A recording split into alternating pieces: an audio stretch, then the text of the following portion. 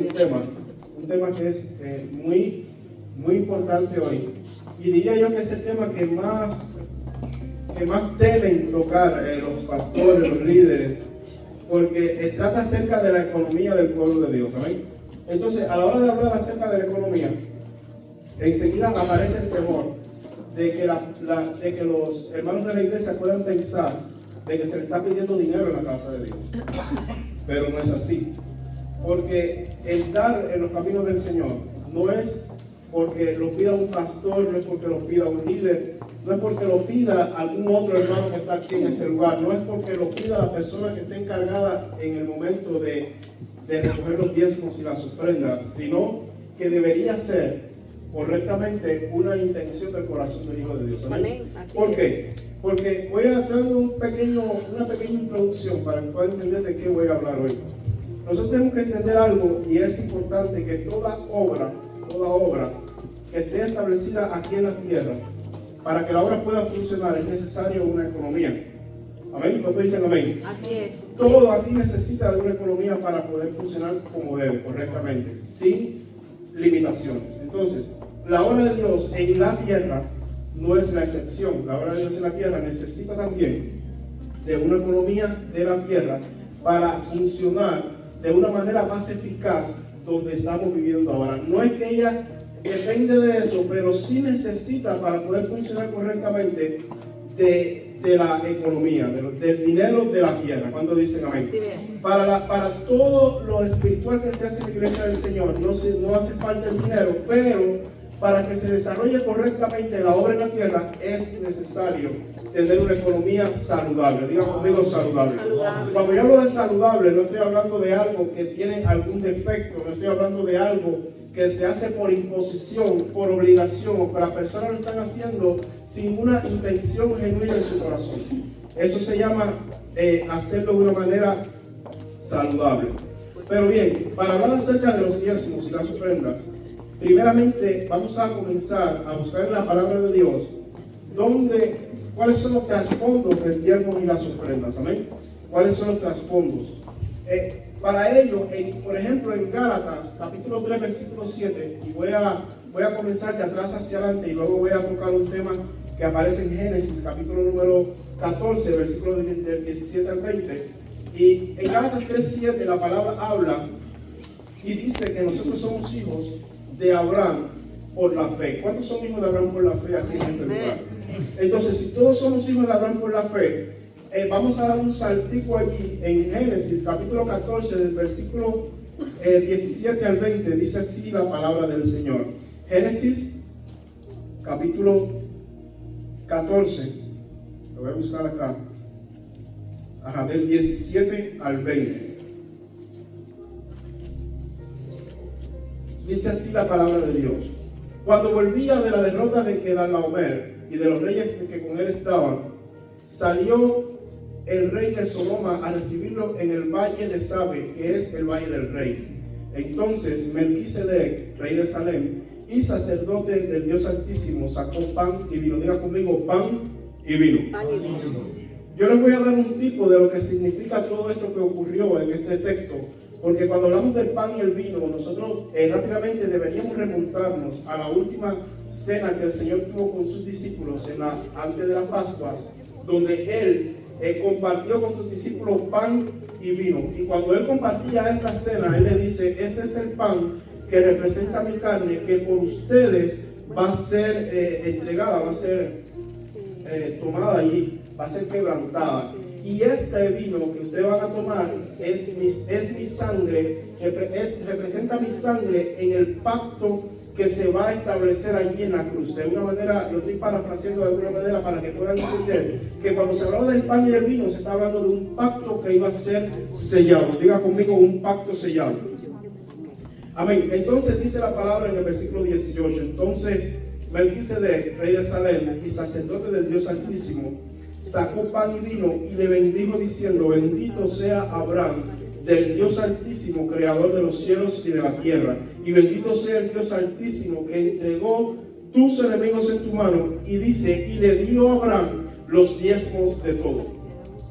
Entonces, déjame hablar acerca un poquito de la historia, o mejor dicho, de un hecho cronológico acá. Cuando estamos leyendo este texto de la palabra, aún no había sido dada, todavía el pueblo de Israel todavía no existía.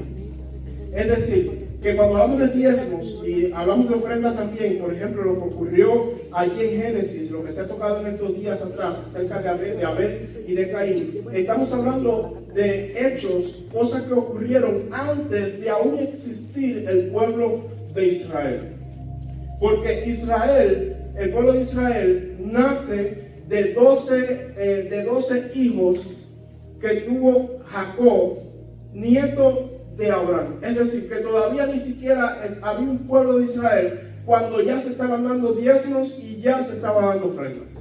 ¿Por qué hablo de esto, hermano? Porque hoy día hay una corriente que habla, que dice que como nosotros no vivimos por ley, nosotros no diezmamos y no ofrendamos. Pues, pero es que hay un asunto ahí, que el diezmo y las ofrendas fueron antes de la ley. Es decir, que la ley no fue la que rigió los diezmos y ofrendas. Ahora, que Dios lo haya introducido de alguna manera, por decirlo de alguna manera, en la ley para Israel, vamos a entender un poquito más adelante por qué para Israel era una obligación.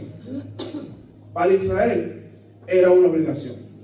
Pero nosotros somos la iglesia de Dios. Entonces dice la palabra, como decía anteriormente en Gálatas, capítulo 3, versículo 7, que nosotros somos hijos de Abraham por la fe. Amén. Entonces, eso quiere decir que si nosotros somos hijos de Abraham, deberíamos hacer también por fe las obras de Abraham. Déjame hablar de algo acerca del dinero en específico. Algo que estaba en estos días yo meditando en esto y Dios me hizo entender algo. El dinero que nosotros tenemos en la mano, la Biblia dice que de Jehová es la tierra y su plenitud. Él mismo dice, mío es el oro y mío es la plata. Amén. ¿No dice así la palabra de Dios? Yes. Entonces, si la palabra dice que mío es el oro y mío es la plata, yo pude llegar a la conclusión de que cuando le damos algo a Dios, nosotros no le estamos dando algo que ya no era de Él. Así mismo. Eso quiere decir que tú y yo estamos siendo probados en lo que le damos a Dios en forma de dinero. El dinero que usted tiene es un papel, hermano. Déjame decírselo de esta manera para que lo pueda entender. Es un papel que su respaldo está ¿dónde? En el oro y en la plata. Y en la plata. Por eso se dice que el dinero que más valor tiene es el que mayor respaldo de oro tiene.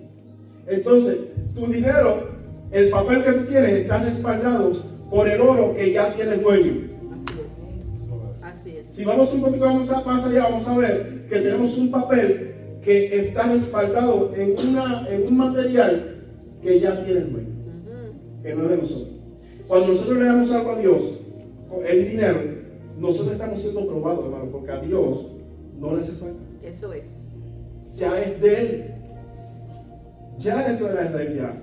Nosotros le damos para ser probados. Y también ¿por qué? Porque la iglesia del Señor en la tierra y toda obra de Dios, aún desde que el pueblo de Israel surgió, se establecieron estos mandatos ¿para qué? Para que pudieran ser sustentados. ¿Quiénes? Los sacerdotes y los levitas. En la antigüedad, los diezmos en Israel era obligatorio. ¿Saben por qué? Porque de ahí era el sustento de la tribu de Leví, de donde venían los sacerdotes y los levitas. ¿Saben lo que pasó en Malaquías, capítulo 3, versículo 10? Que muchos de nosotros lo leemos y los que te leemos y no sabemos ni siquiera el por qué Dios le dijo a Israel que estaban robando de los diezmos y las ofrendas. Sucedía que el pueblo dejó de diezmar y dejó de ofrendar.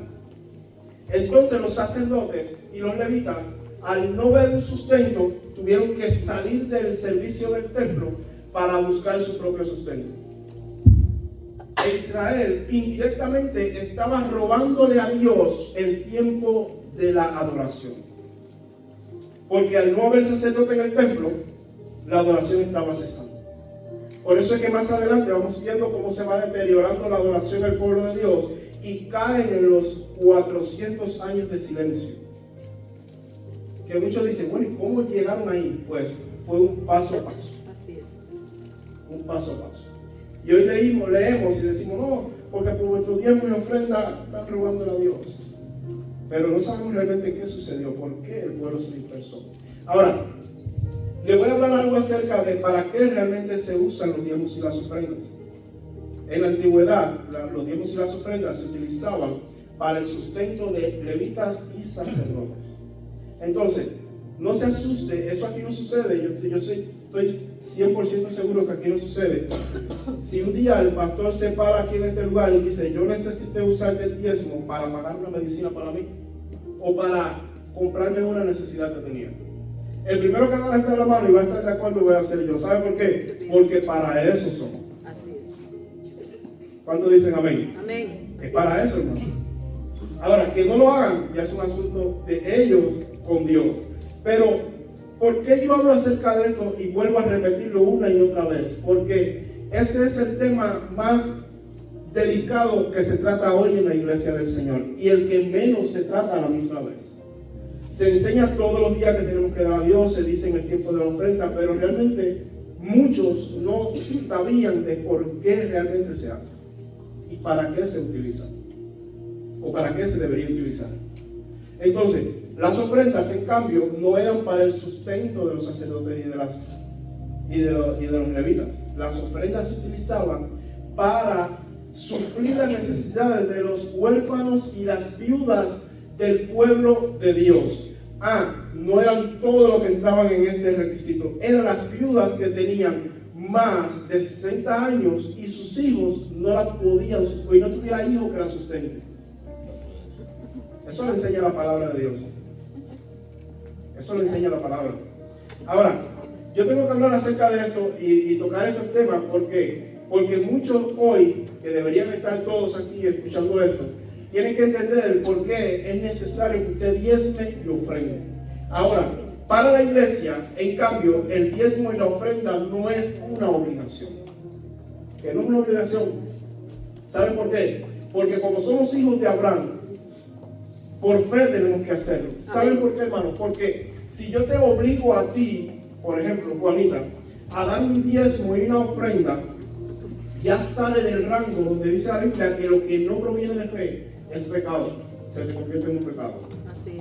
Porque te estoy obligando, te estoy imponiendo una ley. Pero la Biblia no habla acerca de esto en el Nuevo Testamento. El apóstol Pablo, hablándole a la iglesia, le decía de esta manera: yo me maravillo de ustedes por lo solícitos que han sido en el dar, pero no solo por hacerlo, sino porque en su corazón está el querer hacerlo. Fíjense, él no está hablando de que ellos daban, él está hablando de que había una intención en el corazón que los hacían a ellos dar. Y eso es lo que hay que fortalecer hoy en la iglesia del Señor.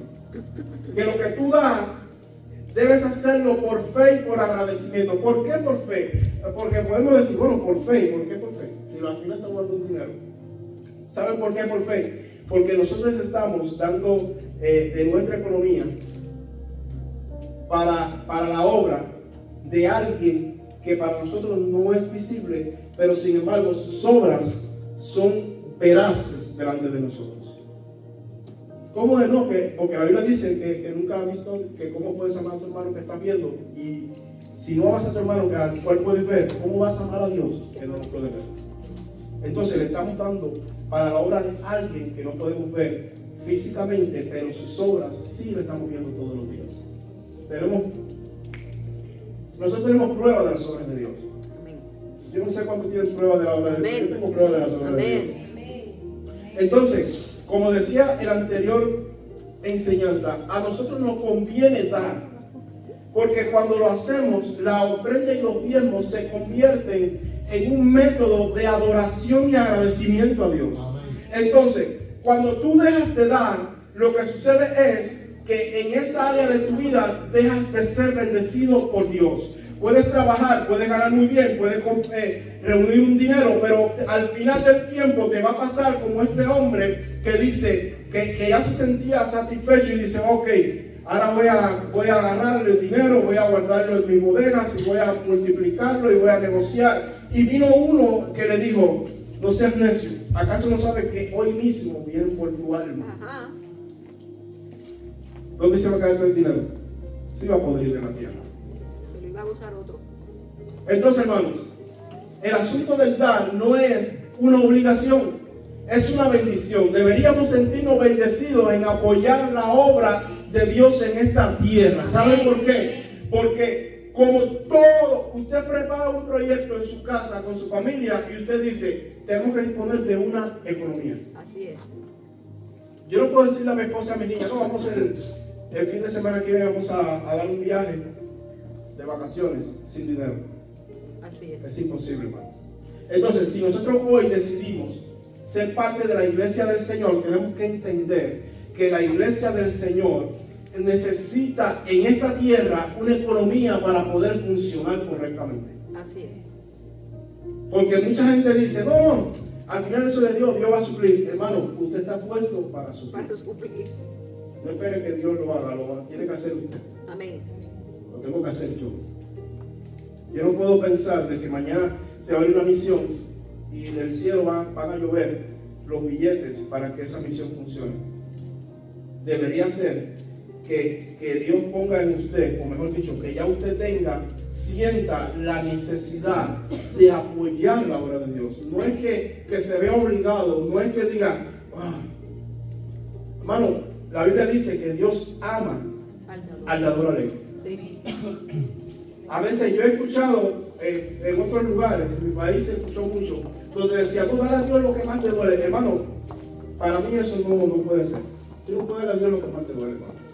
Tú tienes que darle a Dios por agradecimiento. Amén. Alegre. Para que Dios se alegre en ti. Para que ese amor de Dios en ti sea más potente y más manifiesto. Porque si tú le estás dando a Dios con dolor, entonces Dios va a mirar, este no lo está haciendo ni siquiera por fe. Se te constituye un pecado. Si lo haces por obligación, se te constituye luego en una esclavitud. Y el día que no lo hagas, siente que estás pecando. ¿Y sabe qué? Que cuando usted crea que algo es pecado para usted, se le constituye un pecado en ese momento. Se le constituye un pecado. Si tú dices, yo conocí a un hombre una vez, al principio del caminar con el Señor, un día en la iglesia se convocó un ayuno. Y todo el mundo comenzó a ayunar y todo bien. Y ese mismo día salimos del ayuno, continuamos en el ayuno, ¿no? Pero salimos allá a hacer nuestros quehaceres. Y nos encontramos ese joven en la calle. Estaba trabajando. Él no estaba haciendo nada indebido, estaba trabajando. Y cuando lo vimos, el hombre no sabía dónde se iba a meter. Como hace la avestruz que quiere meter la cabeza en la tierra. Así quería hacer. ¿Por qué? Porque no pudo ayudar ese día. Y se sentía mal. Y tuvieron que hablar y decirle, mijo, escúchame, no es una obligación. No es una obligación. Porque si comienzas así, va a llegar el momento en el que cuando no lo hagas, te sientes que el mundo se te vaya encima. Y eso no es lo que Dios quiere de nosotros. Así mismo. Dios quiere que nosotros todo lo que hagamos para Él lo hagamos con alegría. Yes. Y con gozo. Cuando dicen amén. Amén. Entonces, a la hora de diezmar y ofrendar, es necesario que nosotros lo hagamos con gozo. Yes. No porque me obligaron, no porque yo tengo que hacerlo, porque si no soy un ladrón. Hermano, año tras año he visto cómo se ha maldecido a los hijos de Dios, porque se paran gente y dicen, ustedes son unos ladrones, porque ustedes no diezman, porque ustedes no ofrendan. Hermano, no. Porque eso no es lo que Dios quiere de nosotros. Dios lo que quiere es que lo hagamos con alegría. Que entendamos que nosotros somos parte de esta obra que Él fundó a través de su Hijo Jesucristo en la tierra y se llama iglesia. Y si tú y yo somos parte de eso, tenemos que sentirnos parte de eso. Y que todo lo que hagamos para hacer funcionar mejor este cuerpo de Cristo tiene que ser una bendición para nosotros. Amén. Yo creo que es un privilegio poder ofrendar y diezmar para Dios. Amén.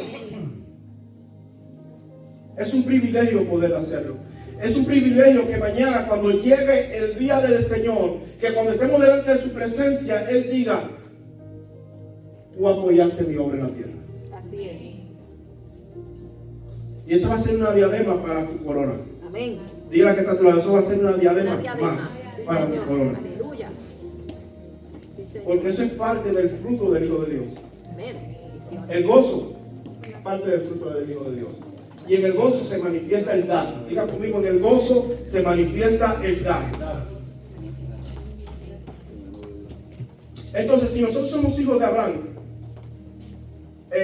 por la fe, tenemos que llegar a la conclusión que si Abraham, sin conocer a Dios, sin conocer a Melquisedec, porque la Biblia no se registra a Melquisedec. Cuando nosotros leemos el tipo en Génesis, disculpe, voy atrás un momentico, el tipo de Melquisedec, Melquisedec es el tipo de Cristo. Él es el tipo de Cristo. Dice que traducido significa Dios de justicia o Rey de justicia o Rey de paz. Cuando vamos a Isaías y se profetiza la venida del Señor Jesucristo, el nacimiento, habla, dice, y el principado sobre su hombro, y será llamado príncipe de paz. Entonces yo llego a la conclusión de que Melquisedec representaba a Dios. Sí, Señor. Y cuando Abraham hizo esto, Abraham nadie lo obligó a hacerlo. Abraham, Dios no vino una voz del cielo y le dijo, hazlo porque es obligatorio. Sin embargo, él decidió darle los diezmos de todo. Diga conmigo, de todo. De todo. Y por eso fue llamado, aún en el libro de los Hebreos, en la carta de los Hebreos, capítulo 7, lo voy a buscar acá, aún en los Hebreos, capítulo número 7, versículo número 2, dice, disculpen,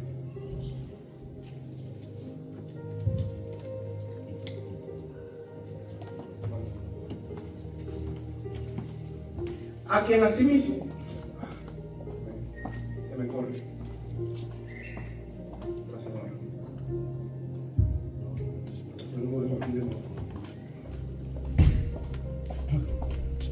dice Hebreos capítulo 7, versículo número 2, si quieren usted lo puede buscar también.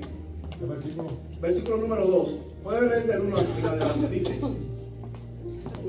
Hebreos capítulo número 7.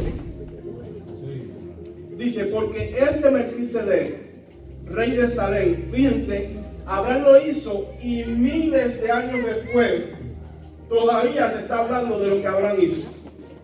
Oye para acá, oigan esto, dice, porque este Melquisedec, rey de Salem, sacerdote del Dios Altísimo, que salió a recibir a Abraham, que volvía de la derrota de los reyes, y le bendijo, a quien asimismo Abraham, oiga esto hermano, porque la Biblia mencionó 2 veces lo mismo.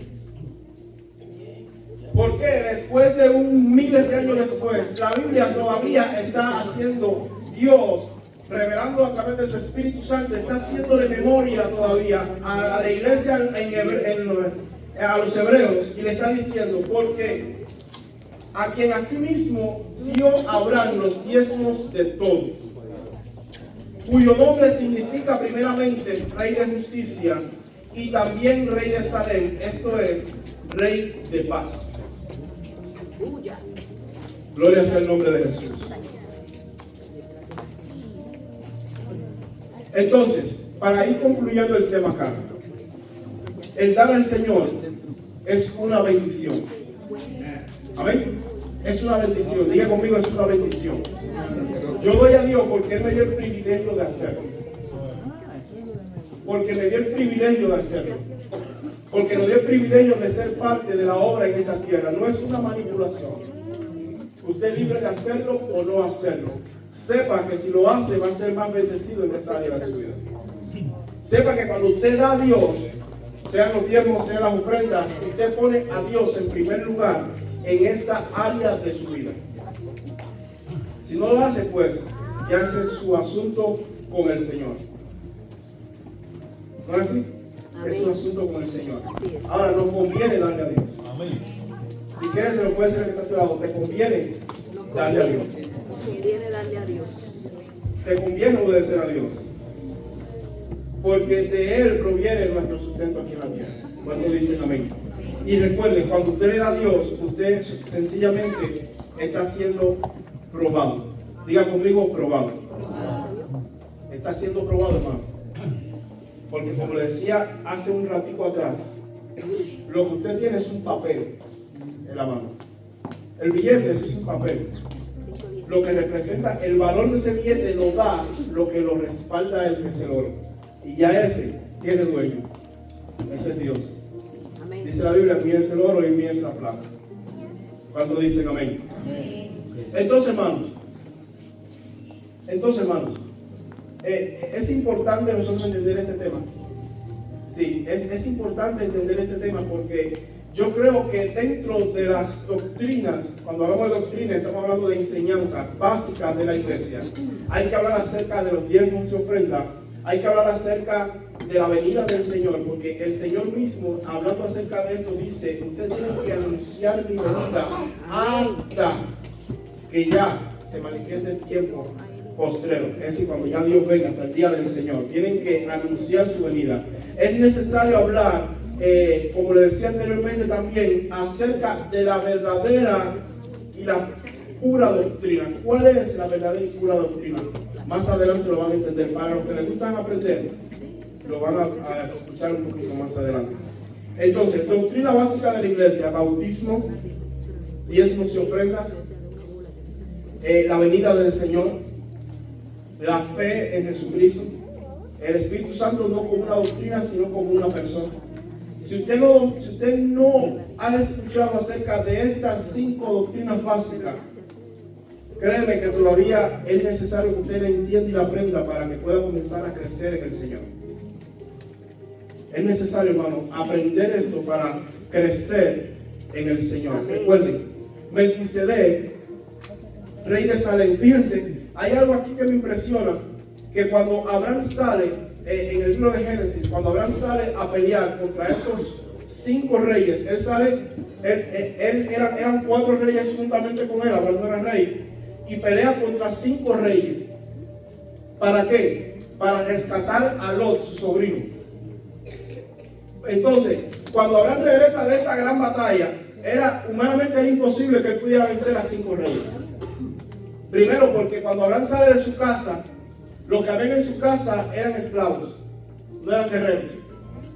Entonces usted dice: bueno, ¿cómo este hombre con un grupo de esclavos se enfrentó a un ejército? Y cuando Abraham regresa, le sale al encuentro Melquisedec, rey de Salem, y él, por agradecimiento a lo que Dios había hecho, y diga conmigo, por revelación. Por revelación. Porque era imposible de que Abraham sacara el 10% de todas las cosas y le entregara a un hombre, a un rey, sin él haber tenido un indicio de que alguien lo empujara a hacerlo. Eso se llama revelación. Y además, por fe. Todavía en el libro en la carta a los Hebreos se está hablando acerca de esto. Miles de años después, Abraham le entregó los diezmos de todo.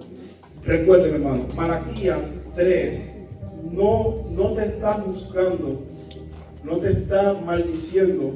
No permita que nadie te maldiga porque no lo hagas, pero permítele a Dios bendecirte por hacerlo. Amén. Amén. Yo quiero que se te grabe esto. Si quieres, salió tan linda la frase, como decía el pastor a veces. No permita que alguien te maldiga, sino que Dios te bendiga por darle a él. Amén.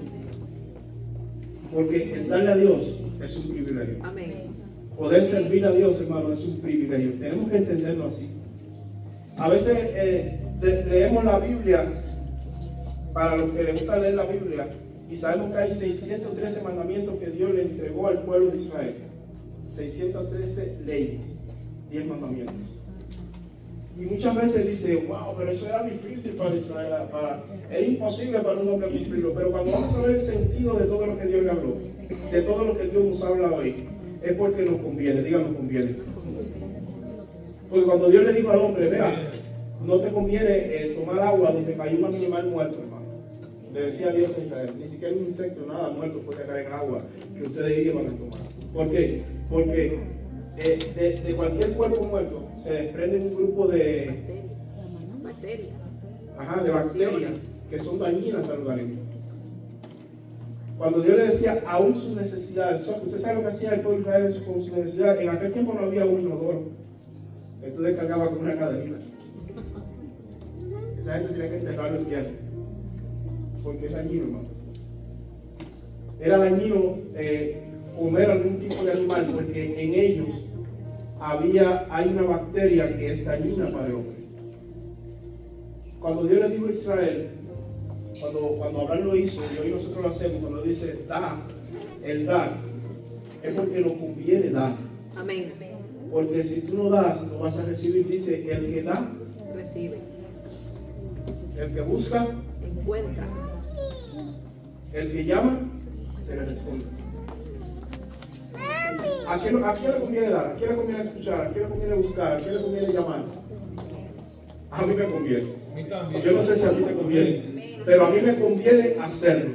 Porque cuando yo lo hago, entonces Dios me bendice. Dice, ¿cuándo dicen amén? Entonces, algo que te voy a decir y quiero que se te grabe también en tu mente: el dar a Dios no es un negocio.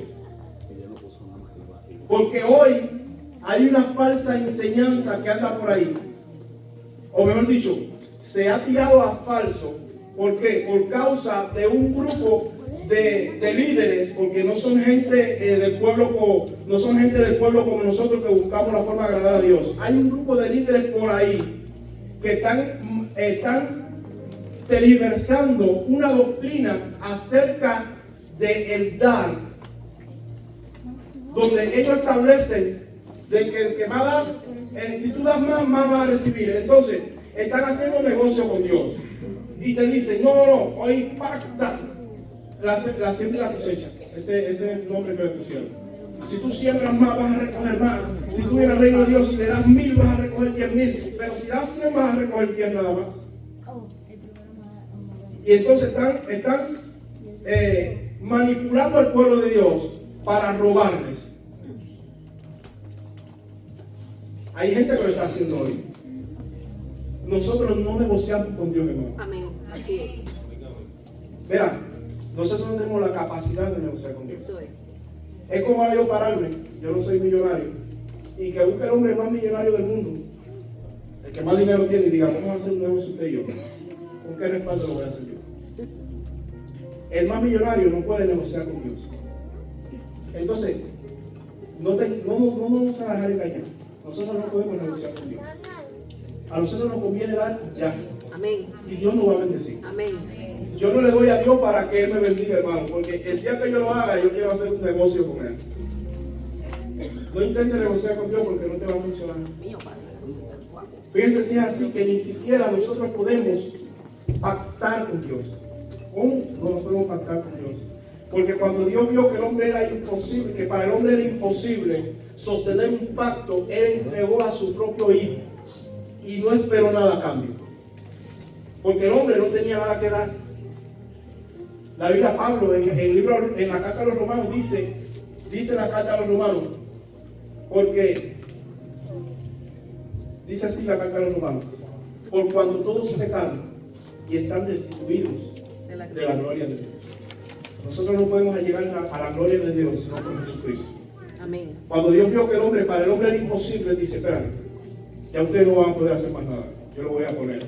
Cuando Dios hizo un pacto con Abraham, donde dice que Él cortó el sacrificio en dos, y dice que cuando Abraham caía en sueño, venían las aves, las bestias del campo, y se querían comer el sacrificio, la ofrenda, lo que estaba haciendo Abraham con Dios. Dice la Biblia que cuando Abraham miró, dice que vio un varón que se paseaba en medio del sacrificio. ¿Sabe lo que significa eso? Que Abraham como hombre no era capaz de sostener un pacto con Dios. Dios tuvo que enviar a su siervo para guardar ese pacto.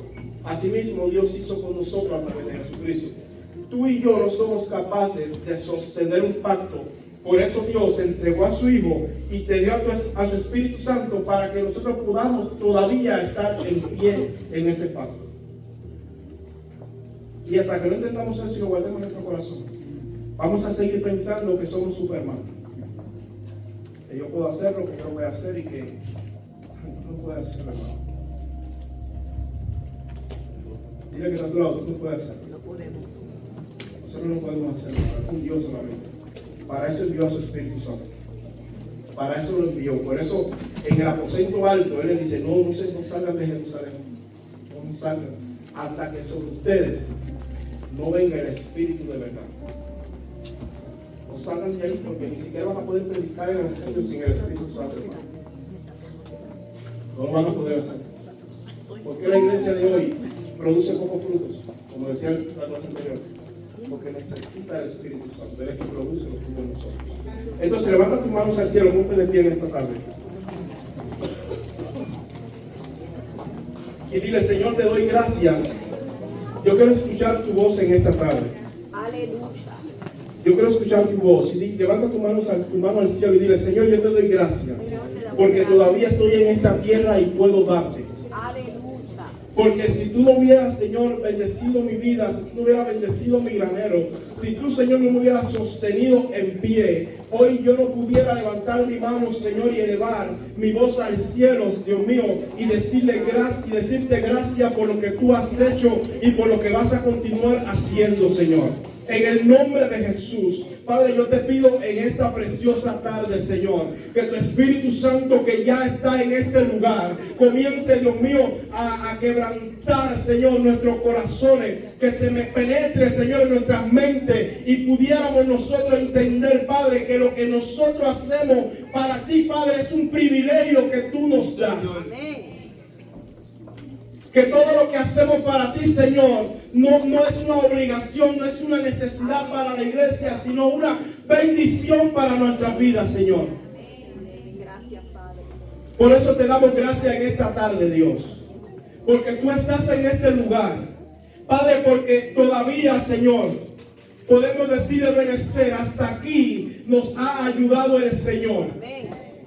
Porque podemos decir, Dios mío, que hasta hoy, Dios mío, no hemos perecido de hambre ni de necesidad, ni aún, Dios mío, de ropa para poner en nuestro cuerpo, Señor. Gracias, Padre, porque cuando caminamos en la calle vemos personas que perecen por el frío, por el hambre, por la necesidad. Pero tu pueblo, Señor, sigue siendo guardado por el poder de tu Espíritu Santo.